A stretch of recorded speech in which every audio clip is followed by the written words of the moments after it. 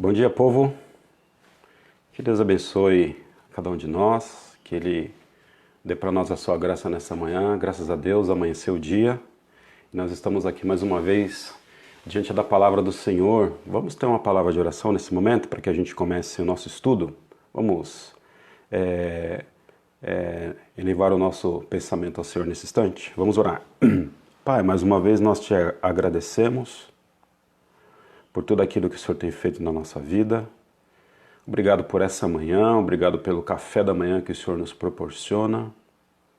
Obrigado a Deus pela Bíblia, pela Tua Palavra que alimenta o nosso coração, que é a nossa fortaleza, a nossa rocha, a Tua Palavra que nos guia, a Tua Palavra que motiva, Deus, o nosso coração a perseverar diante das dificuldades que nós estamos passando, Pai.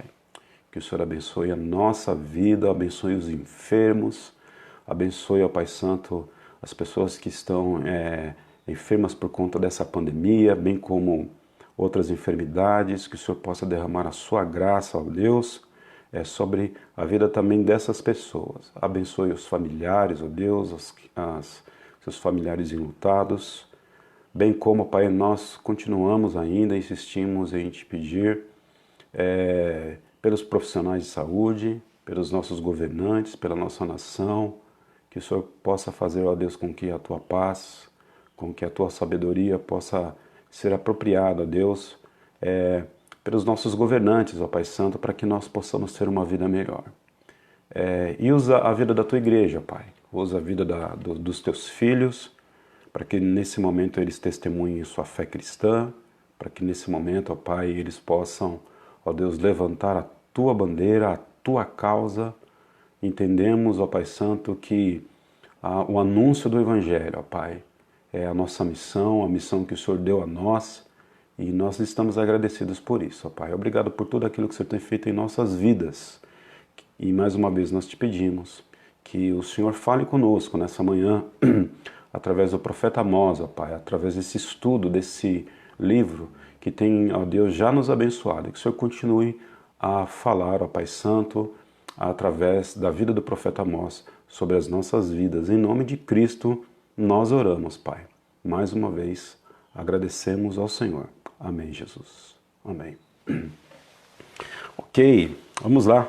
Nós estamos aqui estudando o profeta Amós.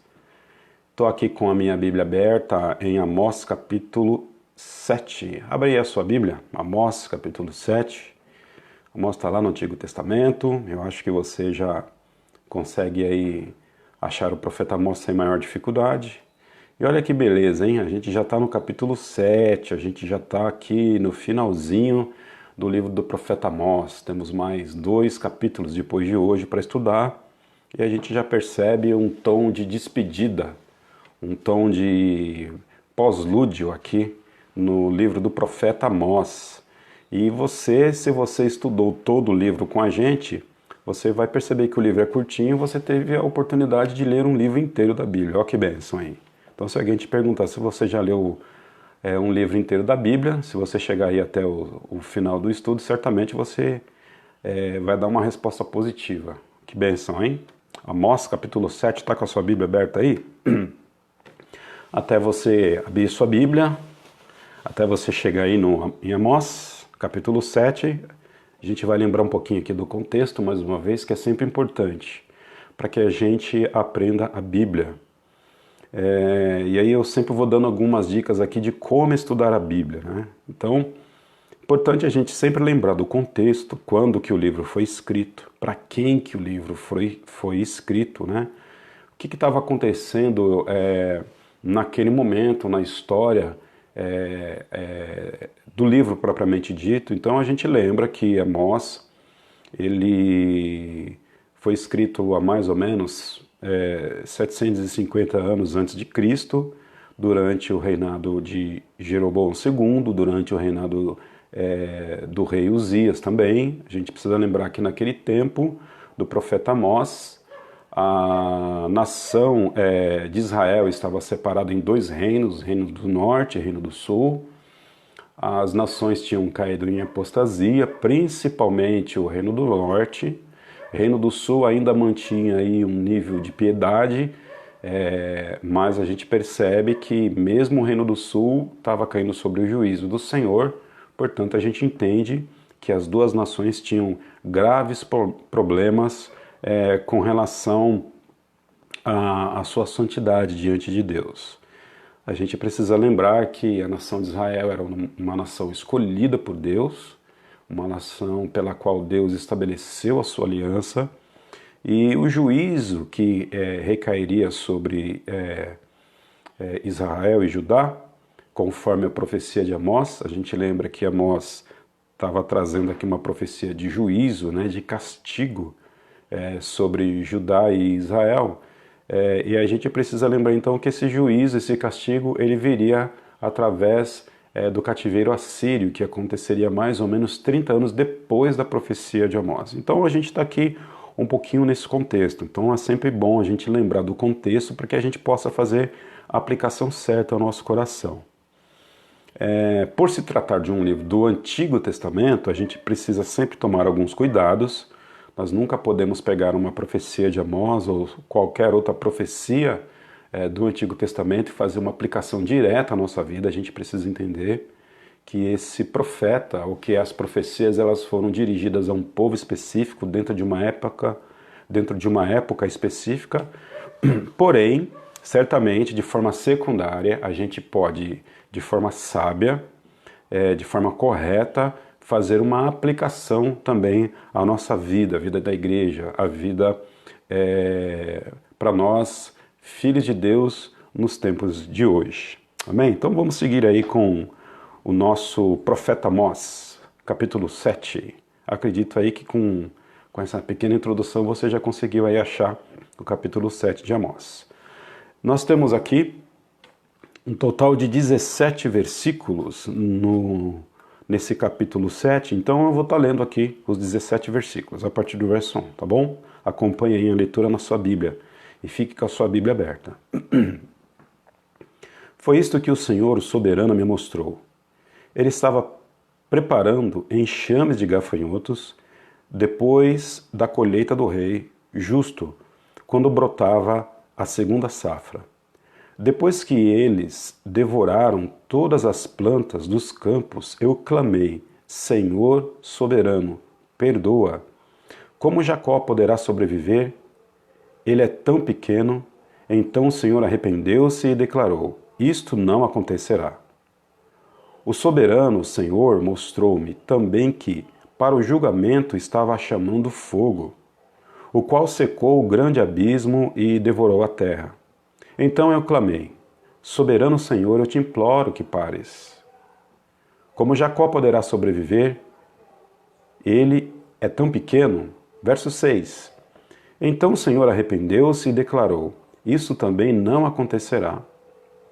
Ele me mostrou ainda isto, o Senhor como... Desculpa, eu vou ler mais uma vez o verso 7. Ele me mostrou ainda isto, o Senhor com um prumo na mão. Estava junto ao muro construído no rigor do prumo. E o Senhor me perguntou: o que você está fazendo? Ou melhor, o que você está vendo, Amós? Um prumo, respondi. Então disse o Senhor: veja, estou pondo um prumo no meio de Israel, o meu povo, não vou poupá-lo mais. Verso 9. Os altares idólatras de Isaque serão destruídos e os santuários de Israel ficarão em ruínas. Com a espada me levantarei contra a dinastia de Jeroboão. Agora, a partir do verso 10, eu quero que você preste atenção, porque o texto ele muda de tom, começa agora a falar de uma relação entre o profeta Amazias e Amós. Aí depois, durante um segundo momento, após a leitura, a gente vai dar mais ênfase do que significa essa separação de cenário aqui. Verso 10, Amós capítulo 7, verso 10. Então o sacerdote de Betel, Amazias, enviou uma mensagem a Jeroboão, rei de Israel. Amós está tramando uma conspiração contra ti no centro de Israel. A nação não suportará as suas palavras. Amós está dizendo o seguinte: Jeroboão morrerá à espada, e certamente Israel irá para o exílio, para longe da sua terra natal. Depois disse Amós: vá embora, vidente, vá profetizar em Judá, vá ganhar lá o seu pão, não profetize mais em Betel, porque este é o santuário do rei e o templo do reino. Amós respondeu a Amazias: eu não sou profeta, nem pertenço a nenhum grupo de profetas. Apenas cuido do gado e faço colheita de figos silvestres. Mas o Senhor me tirou do serviço junto ao rebanho e me disse: vá, profetize a Israel, o meu povo. Agora ouça, então, a palavra do Senhor. Você diz: não profetize contra Israel, e pare de pregar contra a descendência de Isaque.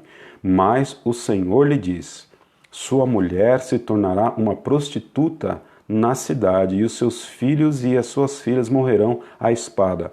Suas terras serão loteadas, e você mesmo morrerá numa terra pagã.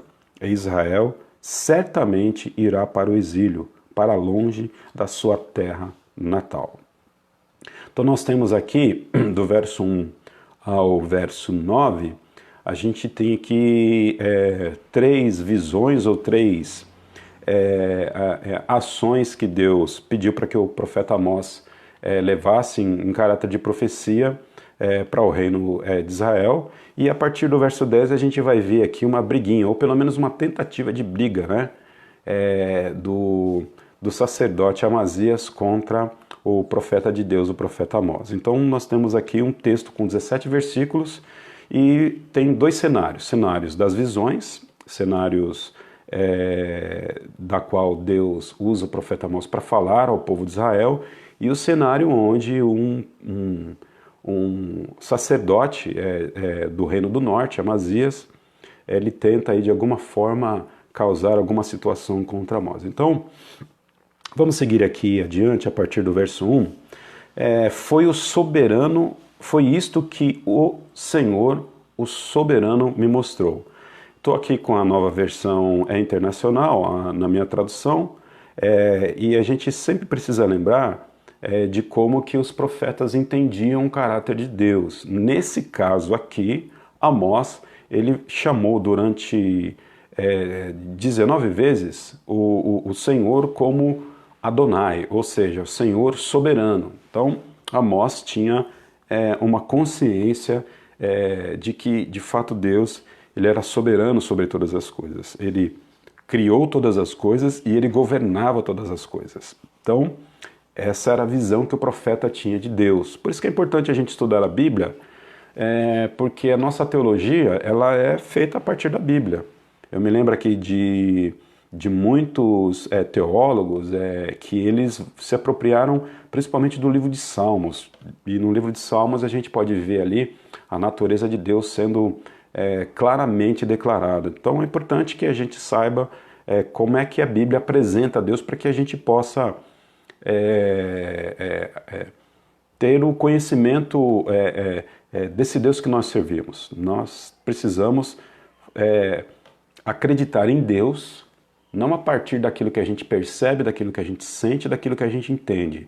A gente tem que acreditar em Deus a partir daquilo que a palavra dele fala sobre a própria natureza dele. Então, saber que Deus é soberano é saber que Deus controla todas as coisas e que nada acontece fora do plano soberano dele e que ele controla todas as coisas, e isso de alguma forma traz vários ensinamentos para o nosso coração. Um deles é segurança para a gente, principalmente nesse momento que nós estamos vivendo de pandemia. E Amós, ele ensinou para a gente que Deus é soberano, e ele vai falar isso durante 19 vezes no seu livro de 9 capítulos. E aqui no verso 1 ele já começa dizendo o seguinte, que o Senhor era soberano e o Senhor tinha mostrado algo para ele. Então o Senhor mostrou 3 coisas para Amós aqui no capítulo 7. E aí a gente vai estudar essas 3 coisas, ou essas 3 visões que Deus mostra. O Senhor soberano, isto me mostrou, ele estava preparando enxames de gafanhotos depois da colheita do rei, justo quando brotava a segunda safra. Então, depois que a gente viu tudo aquilo de ruim lá do capítulo 1 até o capítulo 6, a gente percebe que Deus agora ele começa a apertar mais ainda a situação em torno do povo de Israel. Então, A ideia que se passa aqui, e a gente vai perceber, até porque a Amós algumas vezes pede para que o Senhor afrouxe ali o seu castigo, a ideia que a gente tem é que Deus realmente está apertando a situação. Então, quando parece que a surra está terminando, o Senhor ele continua. A ideia que se dá aqui. Então, depois de seca, depois de morte, depois de exílio, depois de um bocado de coisas, agora a gente pode perceber que Deus envia um enxame de gafanhotos sobre a colheita do rei, ou seja, sobre o próprio reino do norte e o reino do sul. E por que um enxame de gafanhotos? Porque a economia de Israel, ela era uma economia agrícola. Os povos antigos, a economia deles eram baseados basicamente numa economia agrícola. Então Deus está aqui mandando um enxame de gafanhotos para poder acabar com a prosperidade econômica do povo da época. A gente pode ver essa figura também do gafanhoto lá no livro de Joel. Algumas pessoas dizem que o gafanhoto é o cartão de crédito, né? Que o gafanhoto é o talão de cheque, e que o devorador, né? O gafanhoto devorador é o talão de cheque, é o cartão de crédito, mas na verdade a gente não pode ter essa interpretação. O livro de Amós e também o livro de Joel, que traz essa figura, não dá base para que a gente interprete o texto dessa forma. Na verdade, aqui o gafanhoto é aquele bichinho mesmo de asa que come lá a lavoura e que voa, enfim, e que ele se movimenta através de enxames. Então a gente pode entender que aqui não existe nenhuma figura. Aqui há exatamente um caráter literal. A gente deve, de fato, entender que havia um enxame de gafanhotos que atacaria a colheita do rei. E foi justamente no momento em quando botava a segunda safra, ou seja, era naquele momento que a safra estava começando a crescer, naquele momento em que, ao brotar a segunda safra, cria-se uma expectativa no agricultor para poder fazer a colheita, ele gera uma esperança no seu coração de que a safra possivelmente pode ser boa a partir daqueles primeiros brotos, mas ele tem uma frustração quando o enxame de gafanhotos toma ali então a sua safra. E olha que interessante, agora a gente vai começar a perceber uma característica aqui em Amós de misericórdia. Então, Amós, ele se levanta e ele profetiza contra o povo de Israel através da ordem do Senhor. E às vezes a gente tem a impressão que os profetas do Antigo Testamento, eles são duros, né? Eles são sisudos, eles vão lá com maior prazer e com maior gosto, né? Profetizar contra o pecado do povo. Mas agora olha que interessante, ele pede para que o Senhor de alguma forma comece a ter misericórdia do povo. Então, Deus mostra que um enxame de gafanhotos viria sobre a colheita do povo. E agora, no verso 2, lá no finalzinho, Amós diz o seguinte: Senhor soberano, perdoa. Como Jacó pode sobreviver? Ele é tão pequeno. Perceba que o profeta, ele está batendo no povo, mas ele não gosta de bater. O profeta, ele está falando palavras duras à sua congregação, mas a sua natureza mesmo está olhando toda aquela situação, tudo aquilo que Deus haveria de fazer, todo o castigo que Deus haveria de trazer sobre a sua congregação, mas ele mesmo em si, ele se coloca no lugar do povo e ele diz: por favor, Senhor, não faça tanto, menos, perdoa esse povo. É uma expressão aqui que chama a atenção da gente no capítulo 7, e ele vai fazer isso pelo menos mais uma vez, a gente vai ver isso aqui daqui a pouquinho. Então, ele está pedindo ao Senhor para que o Senhor se arrependesse disso, para que não fizesse isso. Verso 3, vamos ver o que o Senhor diz sobre o pedido do profeta Amós. Então o Senhor arrependeu-se e declarou: isso não acontecerá. Então o Senhor arrependeu-se e declarou: isso não acontecerá. Vamos dar uma olhadinha aqui com cuidado e com carinho nesse verso 3.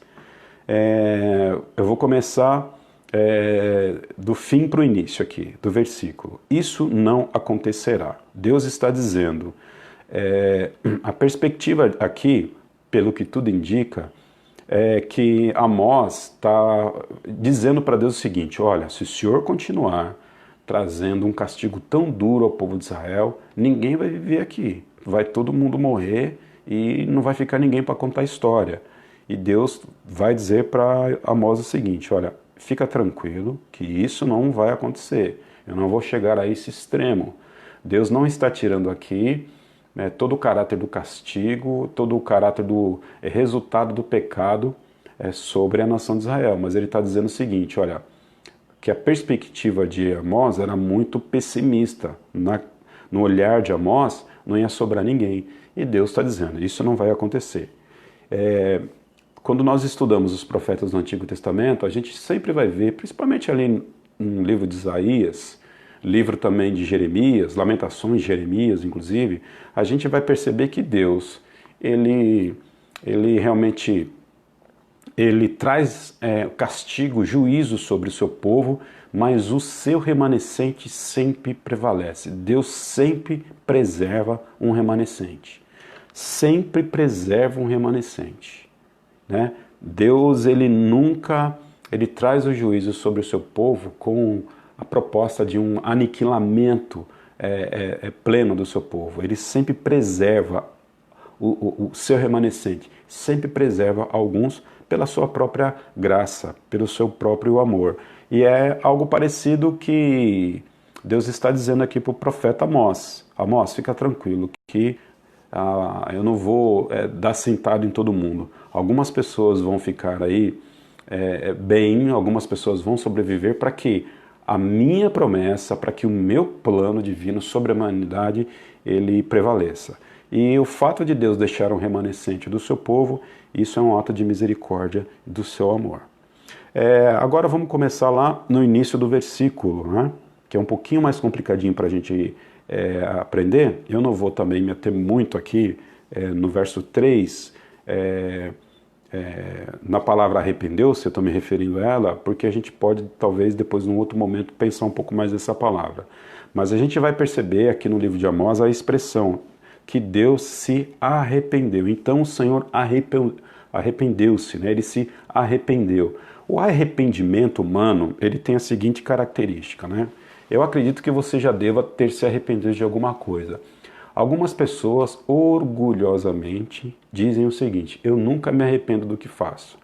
É uma expressão tola, é uma expressão orgulhosa, porque só não pode se arrepender aquele que faz todas as coisas certas. Eu, graças a Deus, Deus tem me dado a graça de me arrepender de algumas coisas todos os dias.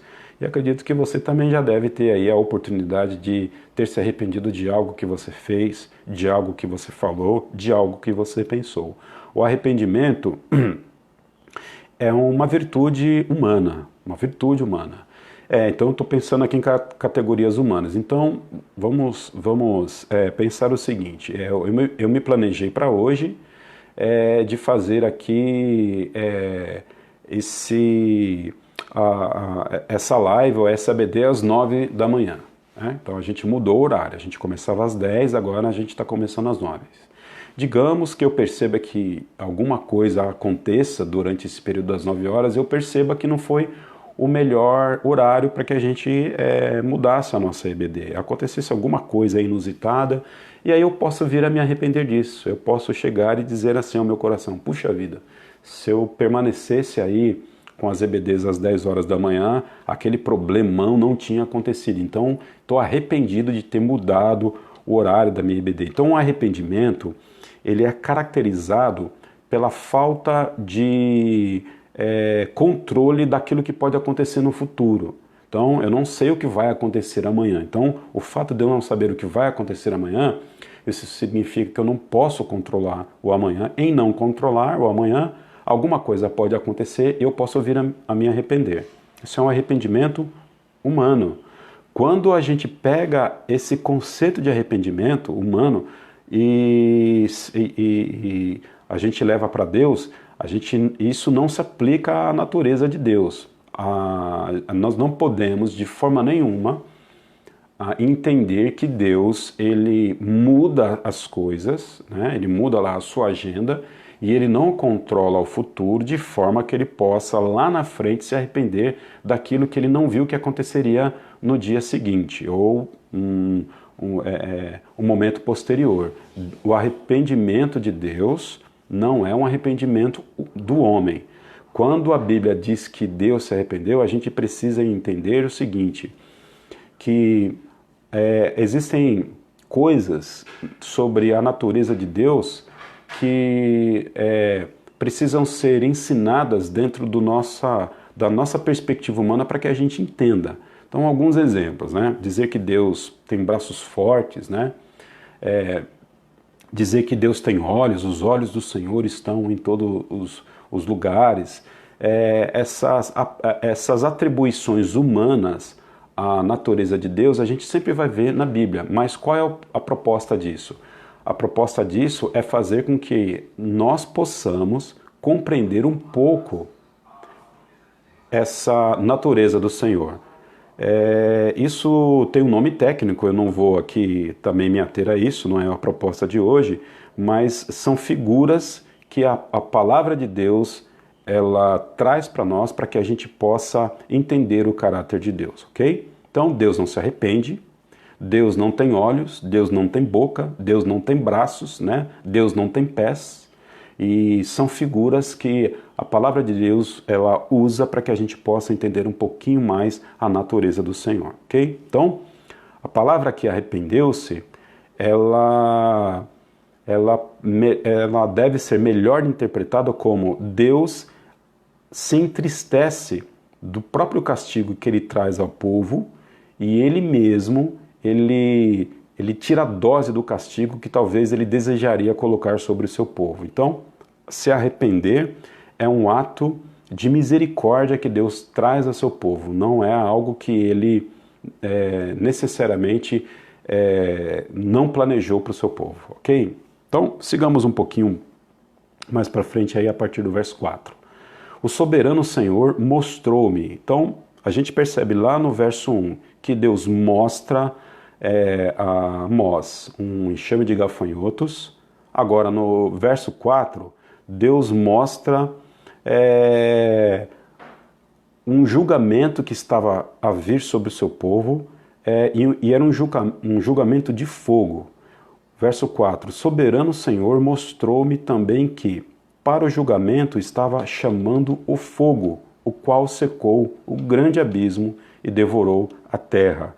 Esse fogo, pelo que nós já podemos ver no contexto de 1 a 6 aqui do profeta Amós, a gente deve interpretar esse fogo aqui como seca, como a sequidão provocada pelo próprio sol, que seca as colheitas, que seca os riachos, que seca o grande abismo, ou seja, os mares, algo que de fato devora a terra e devora as colheitas. Então, um Deus que traz gafanhotos, agora esse Deus, ele traz fogo, ele traz calor, ele traz sequidão sobre a terra.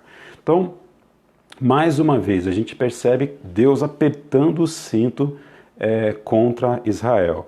Aí a gente chega aqui no verso 5, a gente percebe mais uma vez que Amós está pedindo para que Deus tire um pouco o peso do castigo sobre a nação de Israel. Então eu clamei, soberano Senhor, eu te imploro que pares. Verso 5, Senhor, por favor, pare com isso. Lá no verso 2, Senhor, por favor, perdoa. Verso 5, Senhor, eu te imploro, pare com isso. Como Jacó poderá sobreviver? Então, na perspectiva de Amós, que é uma perspectiva humana, na cabeça dele, por não ser soberano, na cabeça dele, ele acredita o seguinte, olha, a situação de juízo está tão dura sobre o povo de Israel que eu acredito que esse povo não vai sobreviver. Mais uma vez, o Senhor diz o seguinte a Amós, verso 6, então o Senhor arrependeu-se, ou seja, então o Senhor, ele misericordiosamente, ele diz ao a Amós: isto também não acontecerá. Amós, acalma o seu coração, porque eu tenho misericórdia ainda do meu povo, eu tenho misericórdia ainda do meu remanescente, ok? Então, isso também não vai acontecer. Fica tranquilo que eu sei o que eu estou fazendo. E a gente percebe aqui um nível de intimidade muito grande do profeta para com Deus, né? Deus está pedindo para que Amós profetize justiça e castigo sobre a nação de Israel, e ao mesmo tempo que Amós está tendo esse contato com o Senhor, ao mesmo tempo em que Deus está revelando o seu castigo a Amós, ele mesmo diz ao Senhor: Senhor, dá para pegar mais leve com o povo? É possível? Seria possível o Senhor considerar? Esse povo não vai aguentar tanto castigo, a sua mão.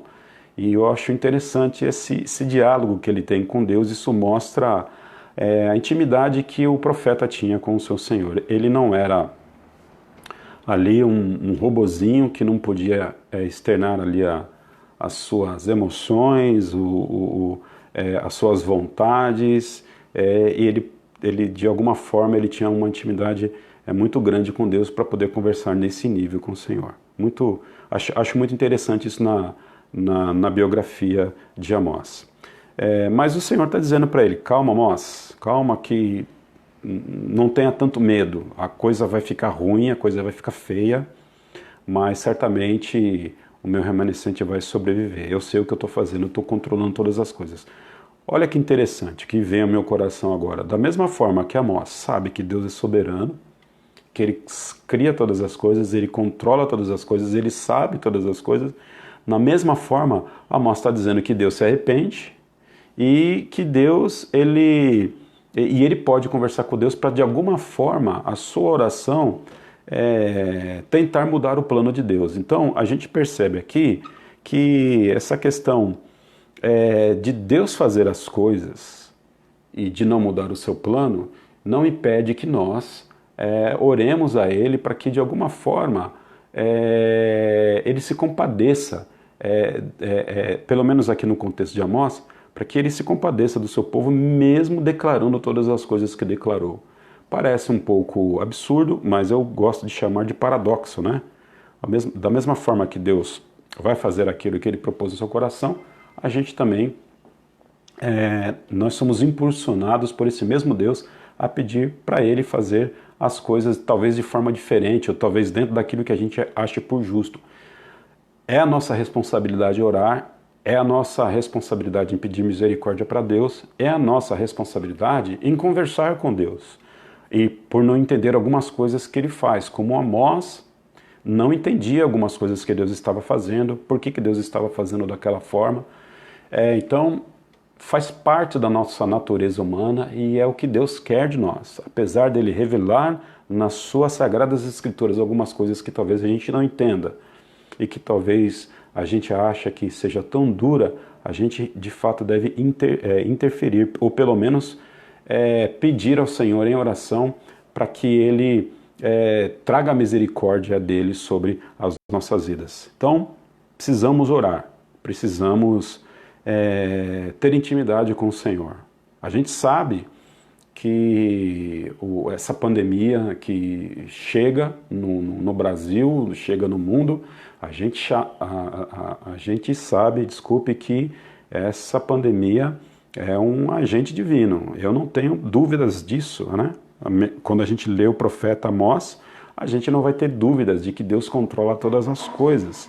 Agora, o fato da pandemia ser um agente divino para que traga algum tipo, para que essa pandemia seja um instrumento para chamar a atenção da humanidade, para que ela se volte a Deus, o fato dela estar isso não significa que a gente não vai orar, para que essa mesma agência divina ela possa ser tirada por Deus. Então, a pandemia, um agente divino enviado por Deus, mas nós, enquanto crentes, nós precisamos orar para que Deus livre a humanidade disso. É mais ou menos aquilo que passava no coração de Amós. Amós sabia que o juízo viria sobre Israel, mas Amós estava pedindo ao Senhor para que o Senhor não pesasse tanto a mão sobre o povo, porque ele estava com medo de todo o povo morrer. E Deus estava dizendo para ele o seguinte: fica tranquilo que nada disso vai acontecer, eu sei o que eu estou fazendo. Verso 7, vamos lá? Mais uma vez, o que Deus mostra para Amós? Ele mostrou lá em cima enxames de gafanhoto. Aqui no verso 4, ele mostra sequidão através do fogo, desculpe. E aqui no verso 7, ele mostra um prumo na mão. Vamos lá ver. Ele me mostrou ainda isto: o Senhor com um prumo na mão. Estava junto ao muro construído no rigor do prumo. E o Senhor perguntou: o que está vendo, Amós? Um prumo, respondi. Então disse o Senhor: veja, estou pondo um prumo no meio de Israel, e o meu povo não vai poupar. Desculpa, vou ler mais uma vez o finalzinho. Vou ler o verso 7 mais uma vez. Vou ler o verso 7.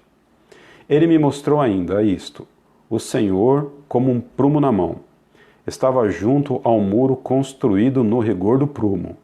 E o Senhor me perguntou: o que você está vendo, Amós? Um prumo, respondi. Então disse o Senhor: veja, estou pondo um prumo no meio de Israel, o meu povo, não vou poupá-lo mais. Aqui a gente vê Deus agora mostrando para Amós a figura de um prumo. Eu acho que você já viu um pedreiro com um prumo na mão, aquele instrumento em que, quando ele vai construir um muro, né, ele usa o prumo para que o muro possa ficar retinho ali na vertical, para que ele não possa ficar nem para a esquerda nem para a direita. É um instrumento que tem um cordão bem comprido e no final tem um peso, e ele coloca essa linha com esse peso no muro para poder verificar se esse muro está sendo erguido de forma correta. Se a construção for feita sem um prumo, certamente a construção, o muro, ele vai ser construído torto. A ideia aqui do prumo é justamente essa: dizer que a nação de Israel estava torta e que Deus iria endireitá-la. Então vamos imaginar aqui o muro como sendo a nação de Israel, né? Deus aqui sendo o pedreiro ou a pessoa que está construindo esse muro, e agora ele vai passar o prumo, e ao passar o prumo ele percebe que o muro está torto e Deus então vai consertar. Então Deus, ele endireita os seus, né? Então Deus não permite que o povo escolhido dele, que a nação dele caminhe de forma torta por um tempo indeterminado. Chega um determinado momento em que Deus, ele endireita as coisas, e aí daquele que estiver torto, porque Deus certamente ele vai trazer ao prumo aquelas pessoas que estão tortas diante dele. Então essas são as três figuras ou as três visões que Deus mostra para Amós com relação ao castigo que viria sobre a nação de Israel. Um enxame de gafanhotos, sequidão e endireitamento e retidão através do prumo, ok? E interessante o diálogo, quero destacar aqui mais uma vez, esse diálogo que Amós tem com o Senhor, pedindo para que o Senhor não fizesse tudo aquilo, né? Para que o Senhor realmente não colocasse a sua mão tão pesada. E aí a gente vai perceber que Deus, pelo menos na linguagem aqui do profeta Amós, Deus se arrepende, ou seja, Deus diz o seguinte: não, eu não vou fazer nada do que você está dizendo, o castigo que eu trago sobre Israel não vai ser um castigo tão duro que o meu remanescente não possa suportar. Deus preserva lá o seu povo, ok? Vamos seguir agora para um outro cenário, verso 10 a 17, é um cenário onde um sacerdote aqui, ele agora tenta intervir contra a profecia de Amós. E esse sacerdote é o sacerdote Amazias, que está lá no Reino do Norte. Quando a gente fala sacerdote do Reino do Norte, vamos pensar o seguinte: os sacerdotes no Antigo Testamento, eles tinham uma tarefa que eram de oferecer sacrifícios ao Senhor em relação ao pecado do povo. Então eles representavam o povo diante de Deus. O sacerdote aqui no Reino do Norte, no caso Amazias, ele estava corrompido. Então esse sacerdote, ele era um sacerdote místico. Ele era um sacerdote politeísta. Existiam vários deuses ali do qual ele servia.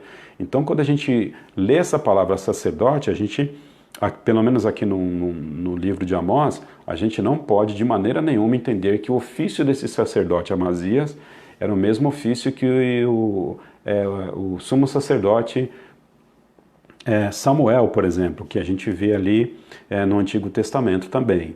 Então, são ofícios diferentes, é a mesma expressão que é usada, mas são ofícios diferentes.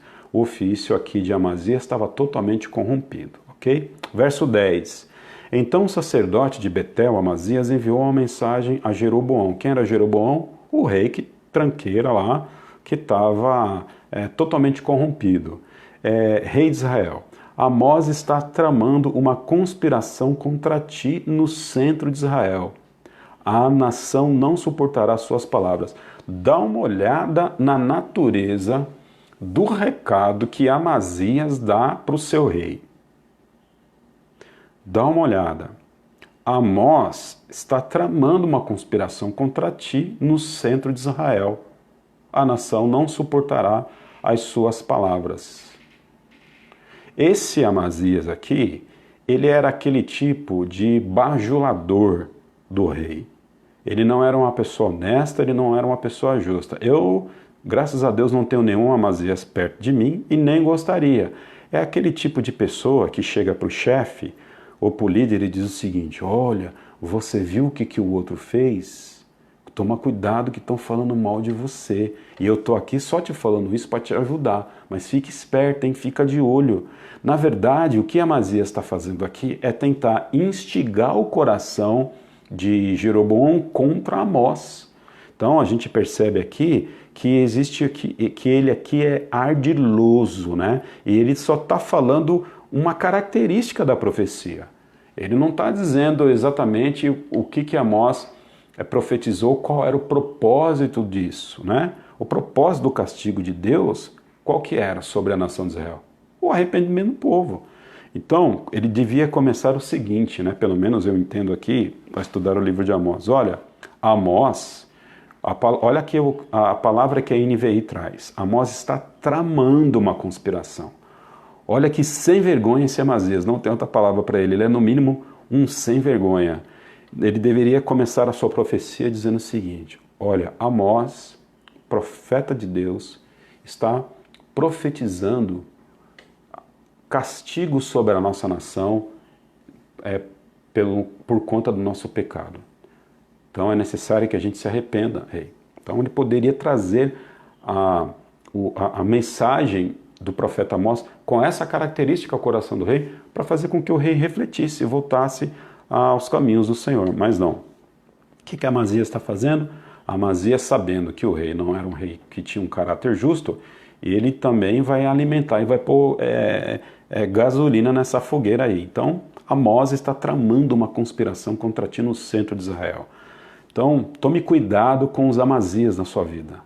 Fica aqui uma lição para você, viu? Tome cuidado com as pessoas que chegam perto de você e falam mal de outras pessoas, com o único objetivo de falar mal, de poder instigar o seu coração contra outras pessoas. Não permita que os Amazias, eles tomem conta do seu coração para que você possa nutrir sentimentos negativos com relação às outras pessoas. Fique esperto com Amazias, porque de vez em quando pode aparecer alguns na nossa vida e a gente precisa ter sabedoria, né? A gente não pode ser como Jeroboão, a gente precisa ter sabedoria para poder entender se aquela informação que está chegando para a gente é uma informação justa, reta ou não. Às vezes pode ser, mas a gente precisa tomar cuidado. Amós está tramando uma conspiração contra ti no centro de Israel, Jeroboão. Olha que coisa, vim aqui te avisar, né? Porque eu sou seu amigo, eu quero te ajudar. Na verdade, eu penso que Amazias foi um fofoqueiro aqui. A proposta dele era fazer fofoca, não outra. Amós está tramando uma conspiração contra ti no centro de Israel. Mentira, Amós não estava tramando conspiração nenhuma contra Jeroboão. A proposta de Amós era uma profecia divina, né? A nação não suportará suas palavras. Amós está dizendo o seguinte: Jeroboão morrerá pela espada e certamente irá para o exílio, para longe da sua terra natal. Depois Amazias disse a Amós. Então ele vai lá falar com Jeroboão, Amazias, né? E ele pega lá um recorte da profecia só, diz aquilo que interessa para ele, dizendo o seguinte: olha, Amós está profetizando espada, morte, castigo, então acabou, a gente não tem o que fazer. Na verdade tinha. Jeroboão poderia ter se arrependido, mas Amós não incentiva Jeroboão a fazer isso, né? E agora ele vai, depois que ele sai do diálogo com Jeroboão, Amazias agora vai conversar com Amós. E dá uma olhadinha aqui no caráter da fala que ele tem agora para Amós. Verso 12. Depois Amazias disse a Amós: vá embora, vidente, vá profetizar em Judá, vá ganhar lá o seu pão, não profetize mais em Betel, porque este é o santuário do rei e o templo do reino. Eu estou aqui achando engraçado, porque é o seguinte, Amazias dizendo: pelo amor de Deus, não venha pra gente, não venha pra cá com essa sua boca, profetizar coisas ruins contra nós. Chega, não venha falar desgraça sobre a nossa vida. Vá embora daqui. Passa de retro, Amós. A ideia de que o profeta, quando abre a boca, ele não abre a boca só para trazer bênção, ele abre a boca às vezes para trazer maldição. E a gente vai ver isso no Antigo Testamento algumas vezes, né? Os reis, os líderes dizendo o seguinte: olha, não vamos consultar profeta A nem profeta B, porque quando você vai consultar esse profeta, só vem maldição sobre a nossa vida. Então, não é toda hora, queridos, que a palavra de Deus ela vem para poder amansar o nosso cabelo, pegar a gente no colo. E é dureza, né? Realmente aqui a cinta é grossa, a mão de Deus é pesada. E Amazias sabia disso. Rapaz, vai pregar isso lá. Aqui na nossa igreja, aqui em Israel, aqui em Samaria, aqui, rapaz, a gente só aceita profeta que profetiza para sair caroço, a gente só aceita profeta que profetiza sair... eu determino que o coronavírus vai embora. Aqui na nossa igreja de Samaria, a gente só quer profeta que profetize prosperidade material. Aqui a gente não, pelo amor de Deus, essa profecia não serve aqui na nossa igreja em Samaria. Vai pregar lá em outra igreja, vai pregar lá em Judá, vai pregar lá em Betel. Essa sua teologia não serve para nós. Olha que interessante, né? Muito, muito bom, né? Muito bom, tem tudo a ver com os dias de hoje. Tem aqui uma pitada de agridoce aqui, né, na profecia de Amós. Ao mesmo tempo que é dura, a gente percebe um adocicado aqui dessa trama entre Amazias e Amós. Amós está agora sendo... incentivado, ou pelo menos Amazias está tentando incentivar que Amós não profetize mais sobre a vida dele. É interessante isso. Muitas pessoas, às vezes, não querem Amós nas suas vidas. Rejeitam a palavra de Deus. Só querem ouvir aquilo que agrada o coração, só querem ouvir aquilo que traz benefício para os ouvidos. Muitas pessoas, às vezes, são que nem Amazias. Muitos crentes, às vezes, são que nem Amazias. Só querem escutar aquilo que é conveniente para si mesmo. Se o Amós falar alguma coisa que vai contra aquilo que o Amazias quer, o Amazias simplesmente ele pede para que Amós profetize em outro canto, ou então o Amazias ele muda de igreja. Então Amazias, ele procura outra gay para congregar. Não é de forma genérica que eu estou falando isso, né? Ou não é de forma particular que eu estou falando isso, eu estou falando de forma genérica. Mas hoje poucas pessoas, elas de fato suportam uma palavra mais objetiva, uma palavra mais dura. E aí a gente precisa ter muita atenção ao nosso coração com relação a isso, ok? Amós, verso 14. Amós respondeu: Amazias, eu não sou profeta, nem pertenço a nenhum grupo de profetas. Apenas cuido do gado e faço colheitas de figos silvestres. Mas o Senhor me tirou do serviço junto ao rebanho e me disse: vá, profetize a Israel, ao meu povo, agora ouça então a palavra do Senhor. E aí a gente vai, a partir de agora, entrar no verso 16, mas vamos comentar um pouquinho aqui o verso 14, mais um pouquinho o verso 15. Amós está dizendo o seguinte: olha, deixa eu explicar uma coisa para você, Amazias. Eu não sou profeta profissional, assim como o que Amós está dizendo é o seguinte: olha, eu não venho de linhagem de profetas, não é o meu ofício primário. Ele está, talvez aqui a gente possa entender que, talvez não, certamente, quando a gente olha as páginas do Antigo Testamento, a gente vai ver, principalmente no livro dos Reis, no livro das Crônicas, uma linhagem de profetas que são reconhecidos como profetas do reino, reconhecidos, né? Como Isaías, por exemplo, profeta de ofício. Mas aqui não era o caráter de Amós. Amós não era um profeta de ofício, ele foi separado num tempo para poder profetizar algo específico naquele momento. E ele está dizendo o seguinte: olha, Deus abriu um parênteses na minha vida para que eu pudesse profetizar, mas esse parênteses fecha agora e eu volto a cuidar das minhas ovelhinhas, volto a cuidar dos meus bois, volto a cuidar do meu pasto. Então, ele está dizendo para Amazias o seguinte, que ele não é esse profeta de ofício, mas que naquele momento, na história de Israel e de Judá, Deus estava usando ele para profetizar. Isso mostra que um caráter de humildade de Amós, né? Isso mostra um caráter de humildade de Amós.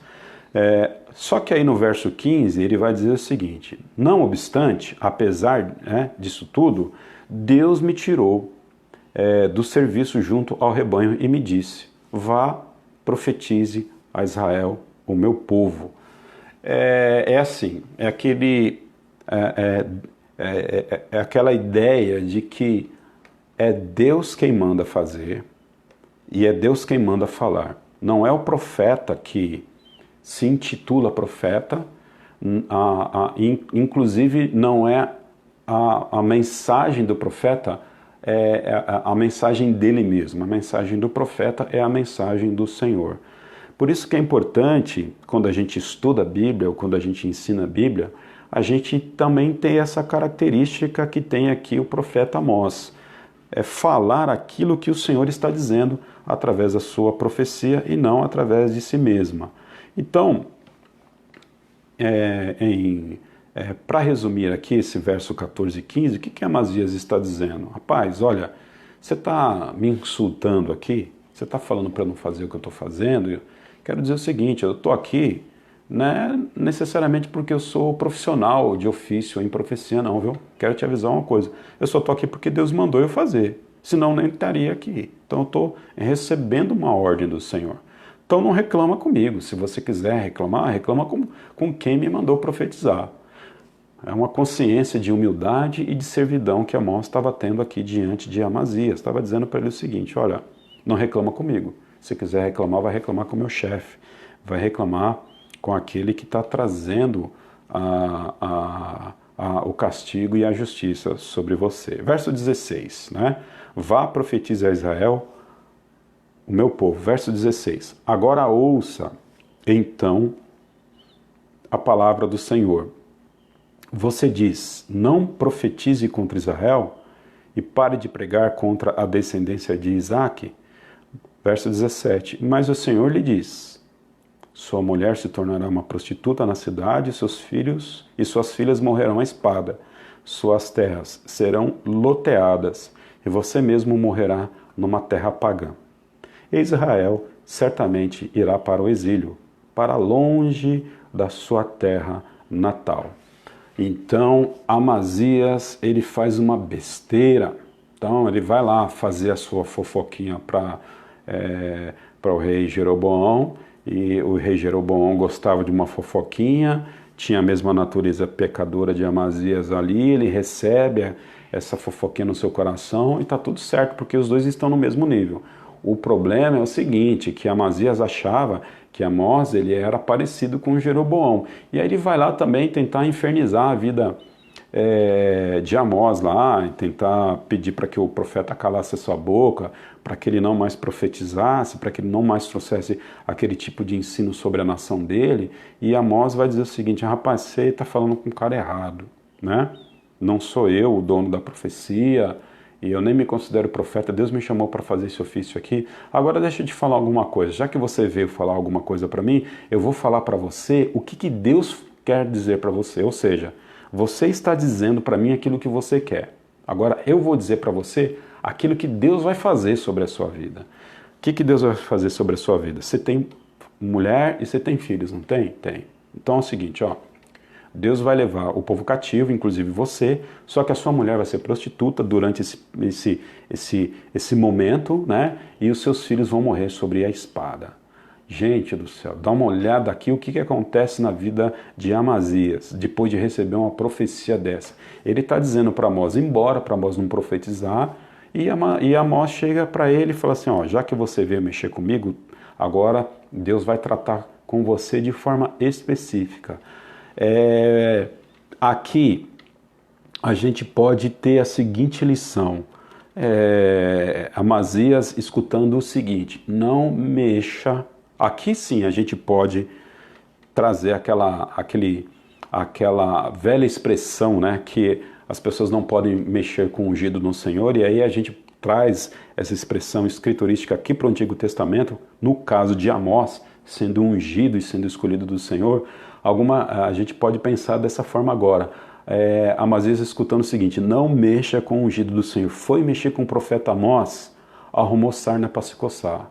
Foi lá dizer para ele parar de falar aquilo que ele estava falando, arrumou problema para a cabeça dele. Amazias podia ter ficado quietinho lá, na sua idolatria, na sua insignificância lá, no seu ostracismo. Amazias podia ficar lá quietinho, continuando a bajular o rei Jeroboão, fica lá e tranquilinho, mas ele se meteu a besta de encarar Amós. E aí o que Amós está dizendo agora aqui para Amazias? Veio mexer comigo? Deus tem um recado para você. Deus vai tratar você de forma específica. Então, Amazias aqui caiu do cavalo. Então, não podemos, ou melhor, Amazias mexeu com a pessoa errada. Amazias foi contra a profecia de Deus, e ao ir contra a profecia de Deus, Deus ele trata de forma específica o pecado de Amazias. Perdeu a chance de ficar com a boca fechada. Perdeu a chance de não mexer com o profeta. Perdeu a chance de ficar lá na sua insignificância no Reino do Norte. Mexeu com quem não podia. Algumas vezes a gente vai falando aquilo que pensa, aquilo que acha, e para todo mundo. Chega uma hora que a gente fala para a pessoa errada e a gente cai do cavalo, não é verdade? Às vezes acontece isso na vida da gente, né? A gente pensa o que quer, fala o que quer, de repente a gente topa com alguém na nossa frente que é maior que a gente, ou que tem mais contato com a natureza divina do que a nossa, e aí a gente passa uma vergonha. E Amazias aqui foi essa pessoa que passou essa vergonha aqui diante de Amós. Amém?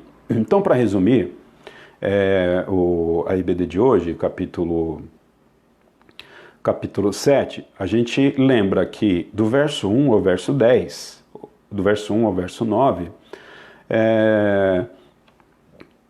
Amós ele recebe 3 visões de Deus de castigo contra o povo de Israel. Primeira visão, enxame de gafanhotos, ok? Segunda visão, sequidão causada pelo fogo. Terceira visão, a visão do prumo na mão, onde que Deus estaria endireitando a vida torta ali de Israel. Então são 3 visões, são 3 castigos. E existe um diálogo aqui entre Amós e Deus. Amós pedindo para que Deus não fizesse aquilo, para que Deus não fosse tão duro, e porque o povo não ia aguentar. Aí a gente vê aquela palavra que Deus se arrependeu, e a gente não pode interpretar essa palavra de arrependimento de Deus como arrependimento humano. O arrependimento de Deus é um ato de misericórdia, o arrependimento do homem é um ato de não planejamento das suas ações. A gente falou um pouquinho disso, e a gente tem que entender que Deus vai dizer o seguinte: olha, calma, Amós, o seu coração, porque eu não vou acabar com a vida de todo mundo, vai sempre ficar um remanescente que vai sobreviver. Interessante, na vida do povo de Deus sempre tem os seus fiéis, sempre tem o remanescente, sempre tem aquele núcleo congregacional que Deus preserva. Sempre tem. Então, por mais é difícil que talvez possa ser a vida de uma igreja, né? Uma vida, por mais que possa ser às vezes a vida de uma igreja, Deus sempre permanece o seu núcleo duro, o seu remanescente. Interessante isso. E pela sua graça, não pela graça do remanescente, não pela glória do remanescente, nem pela glória desse núcleo, mas Deus assim faz porque Ele preserva os seus. É a ação de Deus, né? E se você faz parte de um remanescente, se você é um camarada fiel aí ao Senhor, na obra do seu reino, dê graças a Deus, porque isso é para a glória dele e não para a sua. Sigamos aí em frente no nosso resumo aqui para a gente terminar a nossa aula.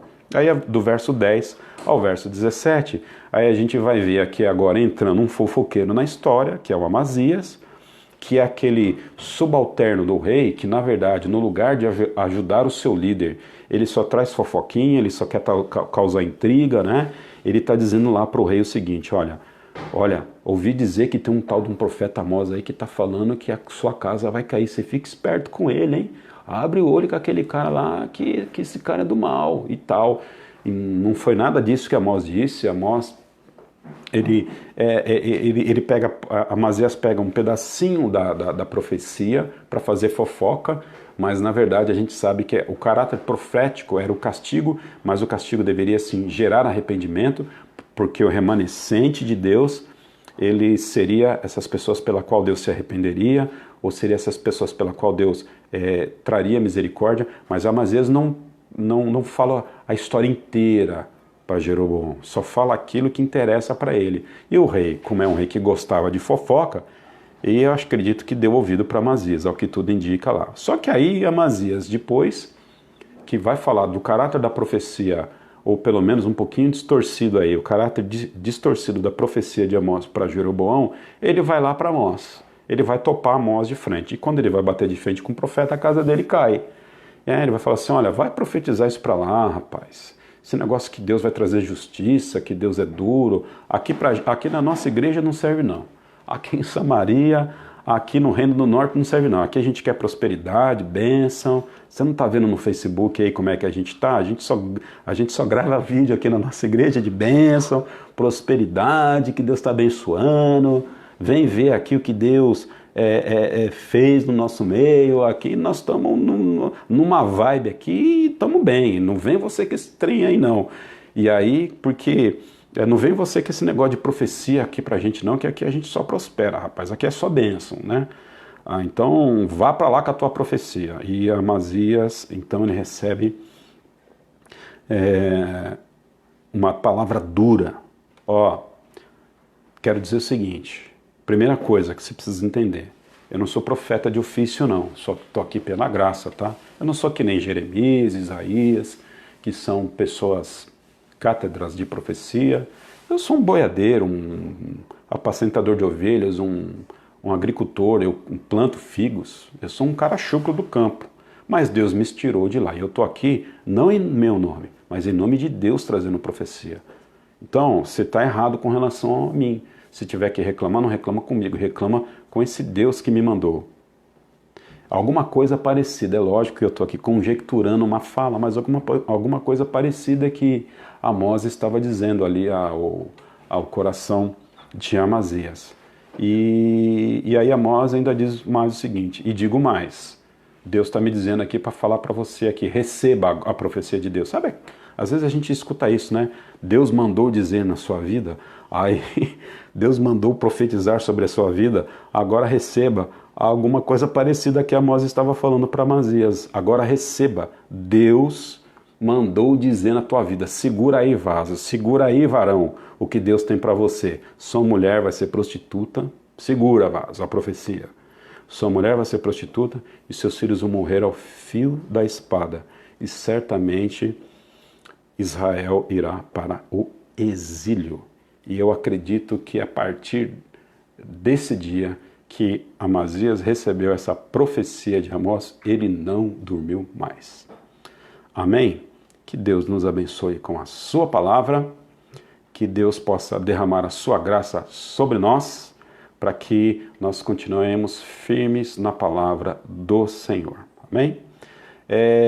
Agora a gente está indo lá para Jacareí, para Cristolândia. Nós vamos entregar amanhã, agora, nesse instante, aqueles alimentos que nós recolhemos na campanha. E graças a Deus, a Igreja Batista Central Itaquera foi muito generosa. Eu, como pastor da igreja, fiquei muito contente. Que Deus abençoe você, IBCI. Valeu, hein? Mais uma vez aí, a gente, pela graça do Senhor e não pelos nossos méritos, dando aí o nosso exemplo, que mesmo em tantas dificuldades que a gente tem passado, Deus tem nos abençoado e a gente vai conseguir agora lá abençoar a vida da Cristolândia Jacareí com os alimentos que a gente arrecadou na data de ontem. Foi realmente uma bênção. Eu, a Niceia, o Nelson, a gente trabalhou ali no final da tarde, início da noite, para poder recolher os alimentos. E agora a gente está indo lá para Jacareí. Então ore por nós, para que tudo dê certo nessa pequena viagem. A gente vai fazer um bate e volta lá. E às 18 horas a gente está aqui com o nosso culto. Amém? Que Deus abençoe ricamente a sua vida. Beijo no coração.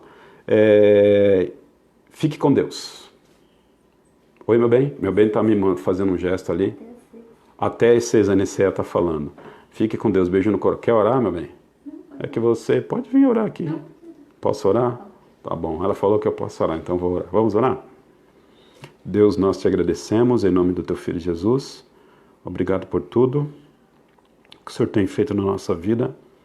Obrigado a Deus por esse estudo que o Senhor traz ao nosso coração nessa manhã. Que estudo simples a Deus, mas é um estudo da tua palavra. E nós amamos a tua palavra. Que a Igreja Batista Central Itaquera, Deus, possa amar a tua palavra. Que nós possamos, a Deus, escutar aquilo que o Senhor tem para nós. Que o Senhor possa nos dar paz nesse dia, segurança, nos abençoe a nossa ida ali rapidinho em Jacareí até a nossa volta. Em nome de Cristo Jesus, nós oramos. Amém. Beijo no coração. 18 horas tem ceia, viu? Então prepara aí seu suco de uva, prepare o seu pão para que a gente possa celebrar a nossa ceia às 18 horas no nosso culto. Beijo no coração.